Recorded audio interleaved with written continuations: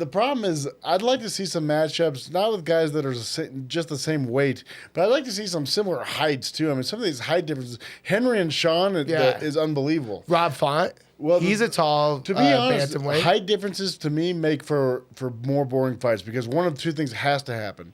The shorter guy must get the little guy on the ground. Yeah. He has to. So it's going to be a wrestle fight, or it's going to be the taller guy just dominating and striking. Yeah, I know.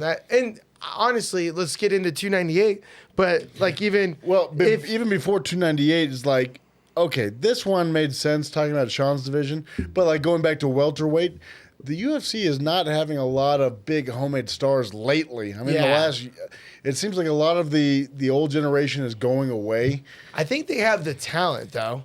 The talent, but here's the thing, and this is where they have the talent. This is where my specialty comes in as the casual, right? Is that talent appeases the junkies that are the real knowledgeable people like you, but the casual fan. And the ones who pay the money care about the drama and the shit talking. And it just seems what about Ian Machado? Ian Gary. Ian Gary, and what about Machado? He's a welterweight. So let's say he wins this fight at 298. Do you think he's done a great job and be like a good entertaining? Well, he hasn't really. He's just been picked on. And he hasn't really done a good job about overcoming it. He's just been like.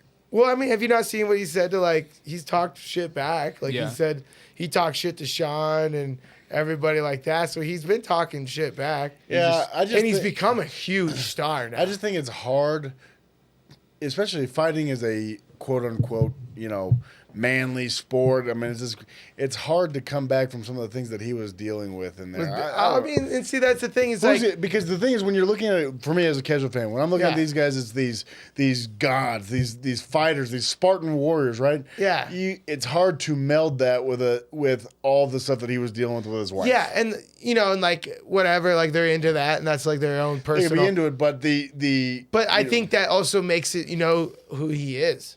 Yeah, but that's what I'm saying. You know what I mean? That's what And I'm saying. everybody As a casual that's into fan, that- for me, I want to support guys that I'm like, wow, dude. But you want to see him lose, so you'll watch him try to get him. The thing is, I just kind of feel bad for the guy. You know what I mean? I want to see him get divorced. Yeah. That's true. But I mean, welterweight's got Bilal Muhammad.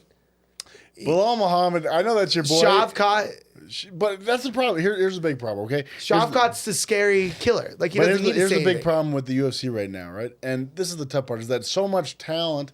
Okay, I don't want this to come off xenophobic at all, right? Let me just set that up. But it's just me working my brain through this thing, is that so much of the talent comes from outside of the U.S., right? Yeah. I mean, because they're coming from these countries, these hard countries, right? Where we've talked about this. Living in the U.S., it's kind of easy living. Oh, yeah. Much easier living than in Dagestan, right? Yeah. So you got all these killers coming out of these third world countries. However, the UFC is based here in the U.S. Yeah. So and that's who buys pay-per-views. So and everywhere else doesn't buy pay-per-views except us. Yeah, and so let me make this point, is that the problem is that you're getting these guys with all this talent, but the inability to verbally and dramatically entertain American fans. Yeah. So yeah, you're getting the best fighting organization in the world, but until you start making most of your money from outside the U.S., you need to fill it with people who can shape narrative here in the U.S. Yeah, so you're kind of you're more of the fan. They partnered with, WWE. You want to see more of the... It's got to be more WWE antics. But let the fight be real. Yeah. And, as I used to hate that when I was coming up, but then also I was Stripper Ramsey to get, I made more money because people wanted to be behind it. So I get both parts of it. And it sucks to have to do that.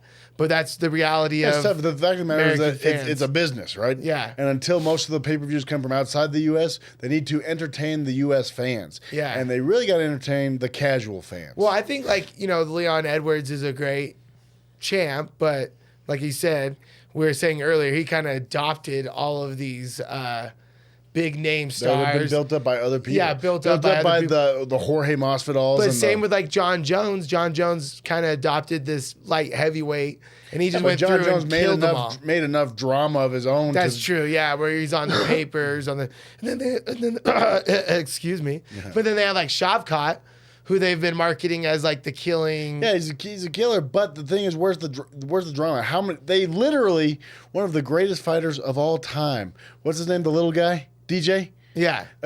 Mighty Mouse. Mighty Mouse. Greatest fighters of all time. couldn't sell pay-per-views. He had all these belts, couldn't sell pay-per-views. Whereas Chael, I think that's a size thing though too. yeah, but I think 'cause, like, Chael's yourself- not this incredible fighter. Sold out almost all his fights. But like, okay, for you as a casual fan, you think you could beat up DJ in a fight? Probably. He's a little guy. Do you think you beat up Chael? No.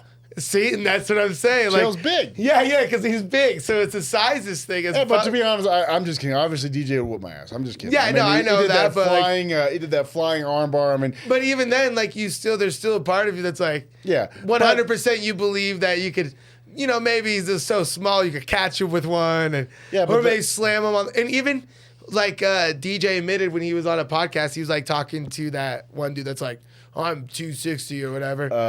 Bradley Martin. And everyone else is like, yeah, I don't. Was he talking to Mighty Mouse at the time? Or he was like, he talked about it later on. Yeah. And he said like, no, Bradley Martin would be a problem for me because he is 260, and he's like, I fought at 125. So he's actually admitted that, and there is a part of people that. So aside from the size of it, that argument holds up weight until you hear that I also think I could stand my ground against a couple of the welterweights too. Yeah. Just because they don't talk, because it's like the squeaky wheel gets the grease, right? And it's some of these guys. What the UFC needs to develop is guys who can fight, who also have personalities. I mean, Colby. He's a great fighter, incredible wrestler, right? But honestly, like I even say it, as much as everybody hates on Colby before Usman won fight would have murdered Leon. Yeah, but Colby, you know what I mean? he's an incredible. Like that Leon or that Colby would have showed up and ragdolled Leon what he did in the 5th round. You mean like 5 years ago, Colby? Yeah. Oh yeah. But Colby in his prime. What I'm saying though and is Leon that, in his prime. I still think. Did you see Colby broke his foot like in the first minute of the fight? And honestly, he came out in a weird stance.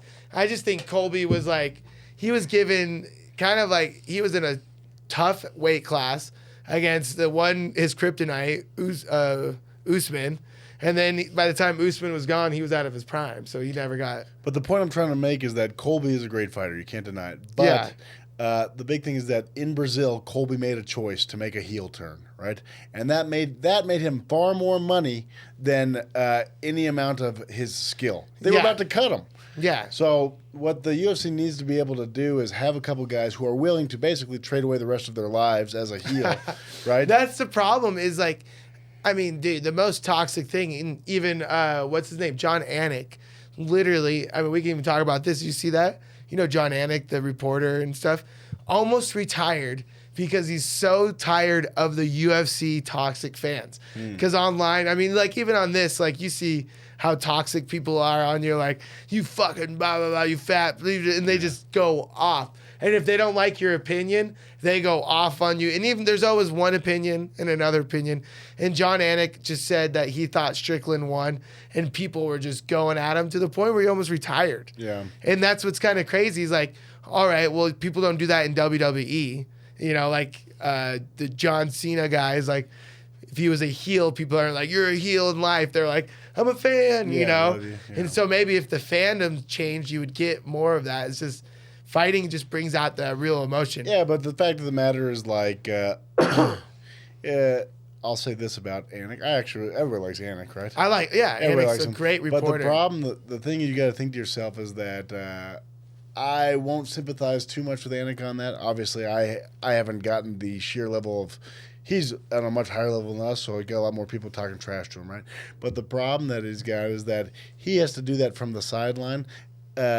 We all have a job to do. You think the coal miner is like, oh, I love my job. No, we all have a job to do. That's the hazards of his job. At least he's not in there getting punched in the face for it. And then all the time people are always like telling me like, oh, you just live your dream at the gym all day. I'm like, it's still a job. Yeah, it's like what we hear that one time is like, I saw this thing where my wife thinks that my job is fun. It's like, no, I'm fun. It's a job. Yeah, it's always a job. It's just I make what I do fun kind of thing. And it is like, am I doing something that I enjoy doing? Yes. Yeah, but it's just a conscious decision. I mean, so that's my opinion, is that more guys with world-class talent have to be, and the only ones really kind of brave enough, quote unquote, to do that have been the American guys. How many outside and the English guys? I mean, Bisping and right? Ian, yeah, and Ian, right? But how many of these third world guys have? Because also there's a language barrier. Yeah, that's so the problem. you know they're out there. It's like what's his name? Bobby was saying, "Oh, you mother bitch." Yeah. You or Manny Cap when he was like, "You fuckets," and everyone's like, "Oh,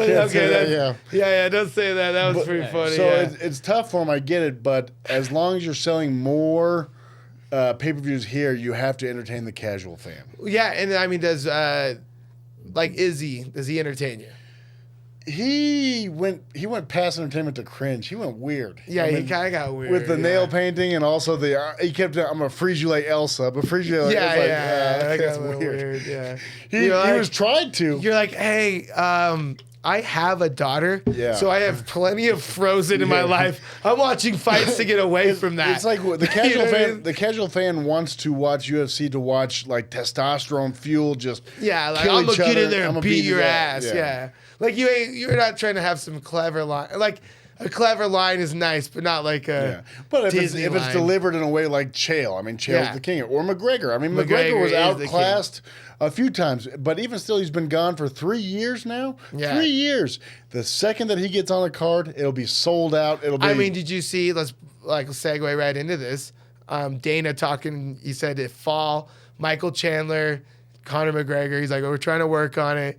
But then here's the thing. He's like, Michael Chandler deserves it because he deserves the payday. But I don't know if Conor wants to fight Michael Chandler. Well, I don't know if he wants to fight, man. Whoever Conor fights, Conor could literally fight a no-name and he'd be full. Yeah, it'd be full. But the problem that Conor's got now is, we talk about legacy, right? I think he actually does more damage to his legacy about keep not fighting but saying he's going to than if he had gone and fought and lost. Well, because nobody even expects Conor to really win. They'd love to see it, but he just. But like Chandler's, a little bit older than him. He hasn't fought in 2 years. Conor hasn't fought in we said 2.5 years. About it'll be 3 years in July. Yeah, so they both are on the same out. I keep thinking Conor should come back. Nate Diaz 3. You know what you'd hate to see though is Conor coming back to fight and it being like a Nick versus. Robbie Lawler. Yeah. Just where Nick is obviously just done. Robbie Lawler's throwing punches, but it's not much. You'd hate to see two guys like him and Chandler come in and have it be just a gassed fight. And that's the problem I can see with them is Chandler comes out, he's not a very good fight style from everyone because he's a bull. So you have to wear him down. But I honestly believe Conor's best move to coming back isn't Chandler, it's Nate Diaz 3. Yeah, he lost the first one because Nate is not a power puncher. Nate's not a scary guy. Worst case scenario, Nate wears you down, chokes you out. And everyone's like, oh, Conor, you got tired, the ring rust of 3 years off. But Nate's been out for almost 2 years now, right? About a year and a half? Yeah. 2 years. And then Nate's actually older than Conor. Yeah, but the problem now, dude, and I just think Nate just got that $20 million payday. They'd have to really pay Nate. But he said he'd be interested, and I think they offered Khabib $40 million. Yeah, I mean, that'd be incredible because Khabib would beat the brakes off. Yeah, but you're not going to want to fight. I don't want to see Khabib Conor. I want to see Conor come back and have a fair fight. And Nate and him are about the closest you're going to have, where it's actually where Chandler's style, he's so explosive that within about a round, they'll both be like, while Nate's kind of feel it out. Conor can feel it out, and they both know each other and would make it for a more exciting fight while just as much drama, or if anything, those have been the highest selling pay-per-views of Conor's career was Nate too. The biggest problem, other than Floyd. But that was in the big, height of things. The big problem that Conor's got is in reality, he needs to do 2 fights, right? It's like he fought Cowboy and he did his respectful Conor thing and he beat him. And then everybody was hyped back up on Conor. And then he goes and has a huge fight with 2 huge fights with Dustin, right? Yeah. But Conor is going to have the trouble of coming back. He needs to get a win under his belt because he's done far more damage. He lost 2 to Dustin, one with a broken leg. It's whatever. He's done so much damage to his own reputation in the interim with all the cocaine and all the shit talking. Yeah, and all the coming partying. back. It's people. he was. Do you think he has to come back and fight with all the shit he's talked? Or? I think he just needs to either come back and fight and be vintage Conor without manufactured drama, or he needs to just be done because he's hurting. I mean, he can never be vintage Conor.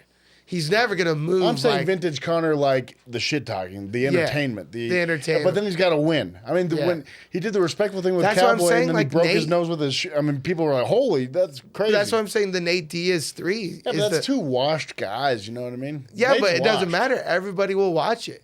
He beats Nate 3, then he can come around and say, "Give me that title shot." You know what I mean? I don't know. He could literally beat Nate and get a Leon title. That would mean that Nate would have to be, or Conor would have to be like in the same. He's in the same division as Hamzat, isn't he? No. Nate was about to fight Hamzat. Leon. Well, Leon and Hamzat are welterweight. Hamzat's moved up to middleweight now. Oh, because he didn't make that by like 8 pounds. Yeah. Right? But I think Conor at welterweight, his best chance of winning a title is versus Leon. Yeah. I think Conor could beat Leon. He's not going to get wrestled. Leon's not exciting. Leon's not exciting. Yeah, but think about it like this. I don't know, dude, because Leon's not going to knock out I bet Conor. he would lose to. I bet he'd lose pretty bad to Kamaru. Yes, and but Kamaru wants to stay up at 85. And then if he just comes back and beats a Nate at welterweight, because Nate's a welterweight, who hurt Leon. Remember, like the round 3. Yeah, I got you. Stumbled, yeah. So that's what I'm saying. He comes back, beats Nate. He could call for a welterweight title, and Leon is a winnable fight for him. Can you beat all the other? No, he can't beat Shavkat. He can't beat Bilal. He can't beat any of those other guys. I think but at most Conor.